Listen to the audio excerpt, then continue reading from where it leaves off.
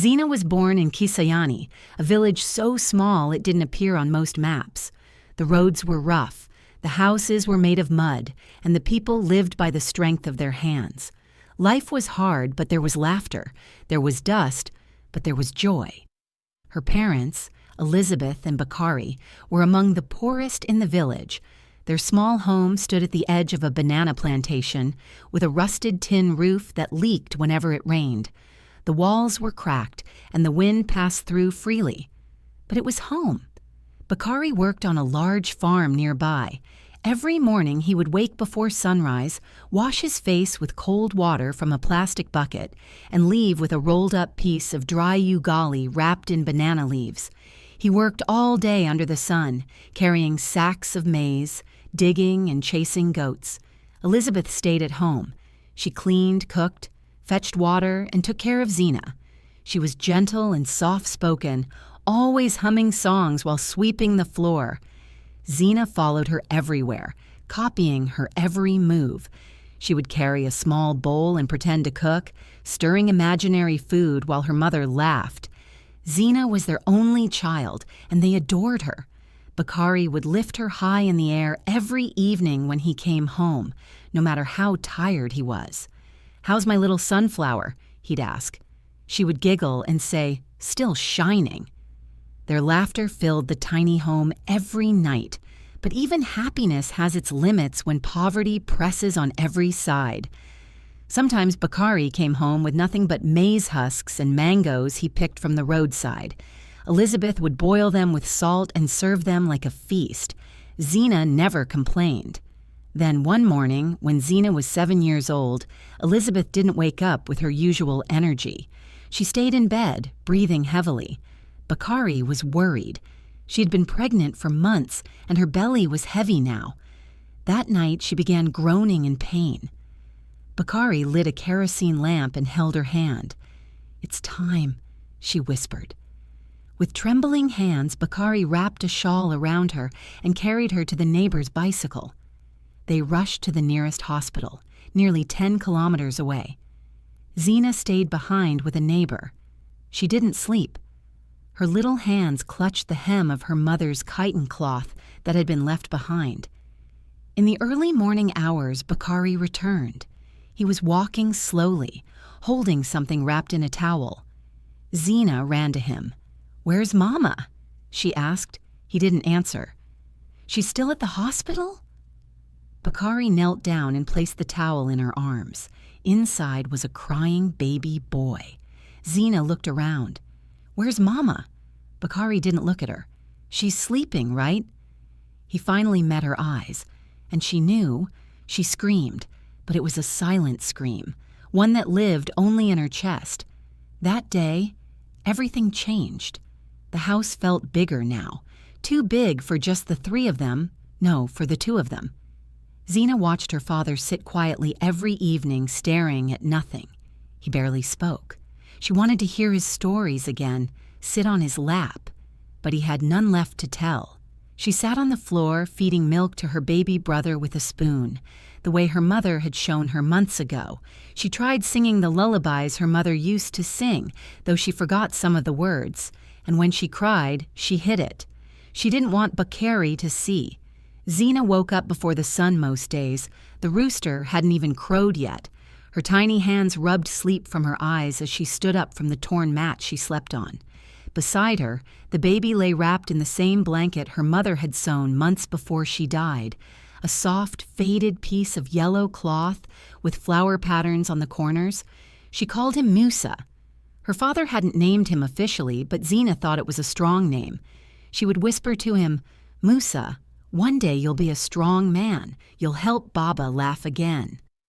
Every day before school, Zena boiled cow's milk from a neighbor's cow. She'd pour it into a small bottle and feed him, tapping his back gently when he choked or cried. She cleaned him, changed his rags, sang to him, and rocked him in her arms until he slept. Only then would she leave for school, already late, already tired. Most days she came home to find Bakari sitting outside, quiet and blank. He rarely asked about school, never smiled the way he used to. His hands were always shaking. Sometimes he didn't go to work. Other days, he'd return home reeking of alcohol, stumbling and muttering to himself. One afternoon, Zena came home to find Musa burning with fever. His forehead was hot and his breathing fast. She panicked. "Baba, Baba, look at him, he's sick." Bakari was seated under a mango tree, a small bottle of local brew in his hand. He looked up slowly, blinking. "Put a wet cloth on his head," he mumbled. "That's not enough," Zena cried. "He needs to go to hospital." Bakari sighed. "I'll take him in the morning." But that night, Musa wouldn't stop crying. Zena rocked him, wrapped him tighter, then looser, gave him milk, sang to him, prayed to him. Nothing worked. She watched his little body sweat through the blanket. His lips began to dry. At dawn, Bakari finally got up and carried him on his back to the local clinic. Zena followed. The nurse took one look and shook her head. "Why didn't you bring him sooner?" They rushed him into a small room, took his temperature, and gave him medicine. But it was too late. The malaria had spread. That same evening, Musa stopped breathing. Zena sat on the hospital bench, frozen. She was still holding the bottle of milk she had packed that morning. Her fingers trembled. She looked at the blanket lying empty on the doctor's table. Her chest hurt in a way she couldn't explain. Bakari said nothing. They walked home in silence, the sound of their footsteps soft in the dirt. After that night, Bakari gave up entirely. He didn't even pretend to work. He sold his tools. He sat in front of the house with a bottle from morning till night. His eyes were always red, and sometimes he cried, without words. Other times, he yelled at the wind. He also started drinking. At first, it was only on weekends. Then it became every day. He said it helped him sleep. Zena couldn't blame him. She knew he missed her mother and the baby, but over time, drinking became his only habit. Zena learned to keep quiet, to hide, to survive. She cleaned the house, fetched water, cooked simple food if there was any. Neighbors started whispering about them. "She's just a child," one said. "She does everything now," another added. "And him?" A man drinking himself to death. Zena stopped going to school regularly. Her uniform was torn. Her books were dirty. She was always tired. Her teachers noticed, but did nothing. Maybe they didn't know what to do, or maybe they were used to stories like hers. Still, she tried. She read under candlelight when she could. She dreamed of finishing school, of escaping Kisayani, of becoming something. But her world kept shrinking. That was the night Bakari started drinking. At first, it was only on weekends. Then it became every day. He said it helped him sleep. Zena couldn't blame him. She knew he missed her mother and the baby, but over time, drinking became his only habit. One day, she returned home to find Bakari lying face down in the mud. Rain was falling in heavy sheets and his clothes were soaked. She screamed, "Baba!" People came running. 2 men helped lift him up. Blood was running down the side of his head. "He must have slipped," someone said. "No, he's not moving." They carried him to the dispensary, then to the hospital. Zena followed on foot, her heart pounding like a drum. Her small hands clenched the old blanket she used to wrap Musa in. It was all she had left of her family. At the hospital, they took him straight to the ICU. Zena wasn't allowed inside. She sat on the floor outside, crying quietly. Saidi, her only friend from school, came later that night with his father. They brought her tea and told her to rest. She didn't. She stayed there, staring at the white hospital walls, praying. At sunrise, she ran to the nurses. "I want to see my Baba." The nurse looked at her, then turned away. "Please talk to the doctor." Zena rushed to the doctor. Her hands were cold. "Where is my Baba?" she asked. The doctor hesitated. "Are you the only family?"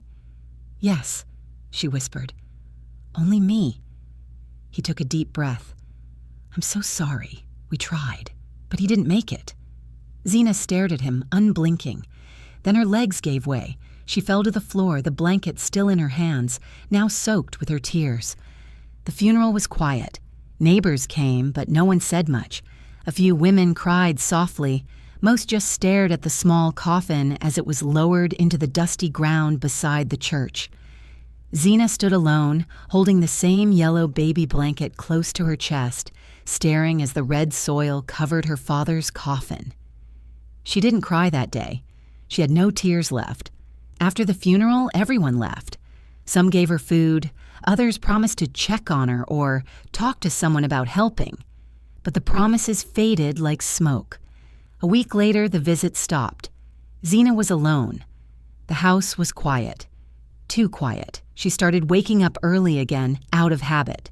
She fetched water, swept the floor, sat by the door, and watched the sun rise and fall. Day after day, she waited. For someone, for anything. But no one came. The rent collector came first. He knocked hard on the wooden door one morning. "I'm sorry about your father," he said, "but this house wasn't free before, and it's not free now." Zena said nothing. "I'll give you a month. After that, you must leave." She nodded. That month passed quickly. She tried selling the few things left in the house. An old stool, her father's broken radio, some pots. But it wasn't enough. 4 months after her father's death, the landlord returned with 2 young men. "Take her things out," he said. They dragged out her mat, her blanket, a small tin box with her books. That was all she had. Zena sat on the side of the road, her head down. And that's when Mama Jacob found her. "You poor girl," the woman said, bending down. "You have nowhere to go." Zena shook her head. Mama Jacob helped her up. "You can come with me. I have 2 sons. We live just near the church." Zena looked up. "I don't want to be a burden." "Nonsense," the woman smiled. "You'll help in the house. I'll treat you like my own daughter." They walked together to a small compound with 2 mud houses. There was a small mango tree in the middle, a line of laundry hanging behind it. Inside, she met Jacob, a boy her age, and John, his younger brother. Baba Jacob arrived later, a tall man with a stomach that pushed out his shirt and eyes that scanned everything too carefully. He didn't smile when introduced to Zena. But Mama Jacob was warm. She gave Zena food, a blanket, and a place in the kitchen where she could sleep. "You'll help with cleaning, cooking, washing," she said kindly, "but you can still go to school. Education is important." For the first time in months, Zena smiled. Things were better at first. Zena helped with everything.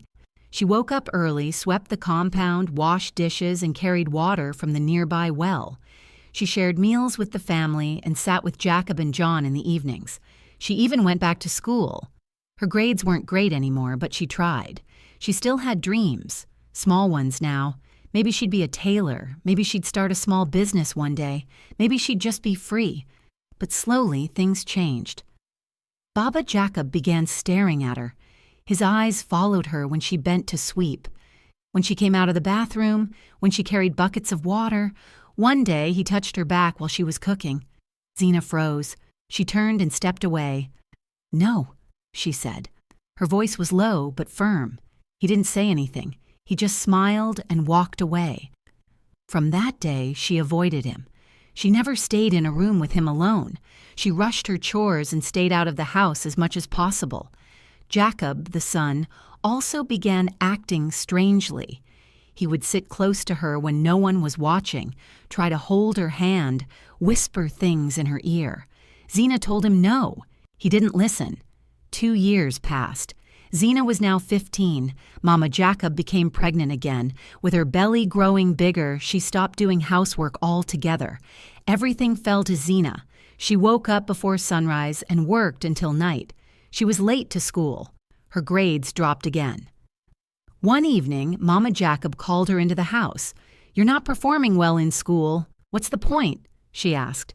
Zena didn't answer. "You should stop school. We'll pay you to work here properly." Zena shook her head. "I want to finish school. If you don't agree, you can leave my house," Mama Jacob snapped. But Zena had nowhere to go, so she stayed. One night, Mama Jacob went into labor and was rushed to the hospital. Zena stayed behind to care for John and clean the house. That night, Baba Jacob knocked on her door. "Open," he said. Zena's heart pounded. "Why?" "Just open." She didn't. He pushed the door open himself. He entered, and he forced himself on her. Zena cried. She screamed. He covered her mouth. The pain was unbearable, not just on her body, but in her heart, in her mind. She lay there for hours afterward, trembling, holding the yellow blanket to her chest. 2 days later, it happened again. This time it was Jacob. Zena packed her few belongings and tried to leave, but Mama Jacob had returned from the hospital and blocked her path. "Where are you going?" she asked. "I want to leave," Zena said, her voice shaking. "You can't." "Please, I'll go anywhere." "I'll pay you more," Mama Jacob promised. "I'll take you back to school. Just stay." Still, Zena refused. "If you walk out that door," Mama Jacob said coldly, "I'll say you stole from me." Zena left anyway. That evening, she was arrested. At the police station, her bag was opened. Inside were things Zena had never seen: money, a phone, and a necklace. "These are not mine," she cried. "She planted them." But Mama Jacob came to the station and told a different story. "She stole from us. We tried to help her, but she turned out to be a liar." Zena sat in the cold cell and cried all night.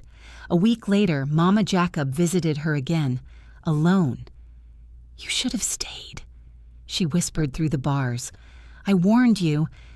Zena stared at her. Her voice was low. "Your husband, your son, they raped me." Mama Jacob's eyes changed. Her mouth opened slightly, but she said nothing. She turned and walked away. 1 month later, Zena began vomiting. She was pregnant, and the next chapter of her pain was only just beginning. Zena sat on the cold floor of the police cell, hugging her knees to her chest. The walls smelled of urine, sweat, and time. The other women, some older, some barely older than her, stared without speaking. No one asked her name. No one cared. Her stomach turned again. She leaned over and vomited into a bucket in the corner. A female officer noticed and called her out the next morning. She was taken to the government hospital under guard. The test was quick. Positive. She was 2 months pregnant. "Do you know who the father is?" the nurse asked. Zena didn't answer. Back in the cell, she lay flat on her mat, one hand on her stomach. A baby, a life inside her. But to her, it didn't feel like life. It felt like a curse. Baba Jacob? Or Jacob? She didn't know. She didn't want to know. Weeks passed, then months. No one came to visit her. Not a single person, no lawyer, no family, no priest. The court process was delayed. Again and again. Files were missing. Dates were postponed. She heard rumors that Mama Jacob had connections. She stayed in jail. By the 4th month, her belly began to show. The other women softened toward her. Some gave her food. One helped her wash her clothes. An older woman began calling her Mama Matoto. One night, the older woman sat beside her. "Don't give up," she said. "The world outside is cruel. But this baby, it might be your only blessing." Zena nodded, but she didn't believe it. 7 months in, a new officer was posted to the station, a quiet, thin man named Corporal Hamus. He noticed her one morning during roll call. "You, the pregnant girl, what's your story?" Zena didn't answer at first, but later, when he passed her cell again, he paused. "I asked what happened to you." She looked up. Her voice cracked. "I was raped." He nodded slowly. "By who?" She hesitated. "The man who accused me, and his son." He said nothing, just walked away. But 2 days later, she was called to the office. A quiet woman from a legal aid organization sat behind a desk. "We've heard your case," she said. "We're investigating." Zena stared at her. "You believe me?" The woman nodded. "We don't need to believe, we just need the truth." For the first time in almost a year, Zena felt something she had forgotten: hope. A month later, she gave birth. Inside the jail's small clinic, surrounded by a nurse and 2 guards, she screamed for hours. The pain came in waves. Her body tore. She bit her lip until it bled. Then, a baby cried. A boy, tiny, dark-skinned, with eyes that didn't open for the first 2 days. Zena held him to her chest and wept. She didn't know what to feel. Joy? Shame? Fear? She named him Khalfani, not after anyone she knew. It was just a name she once heard in a dream, a name that felt strong. But the real world returned quickly. "You can't raise a baby here," one officer told her. "You'll have to give him up." Zena clutched Khalfani tighter. "No," she whispered. "There are procedures," they told her. "He'll be taken to a children's home." Zena screamed, begged, fought, but it was of no use. "They took the baby," she screamed until her voice was gone. Then she collapsed in her cell and didn't speak for 3 days. After seeing that the new officer asked the social services office to give back the baby to Zena because her case with Baba Jacob and Jacob was going well, so there was a possibility she could be cleared and be free to leave. The social services office returned the baby to Zena with conditions. If she doesn't win the case with Baba Jacob and Jacob, they will take the baby from her as she will remain in jail time past. The legal aid group fought hard. They found the doctor's report. They forced the police to reopen the case. Baba Jacob and his son were summoned for questioning. Both denied everything. But under pressure, Jacob finally confessed to touching Zena.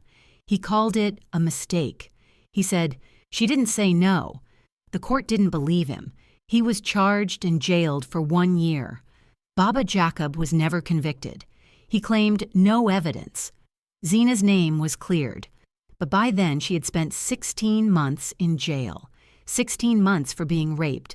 16 months for being poor.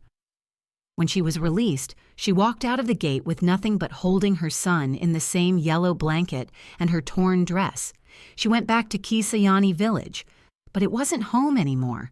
She slept in abandoned stalls, ate from bins, survived, but she was skinny and hopeless. Khalfani was a beautiful boy, but Zena had no milk, no clothes, no way to feed him.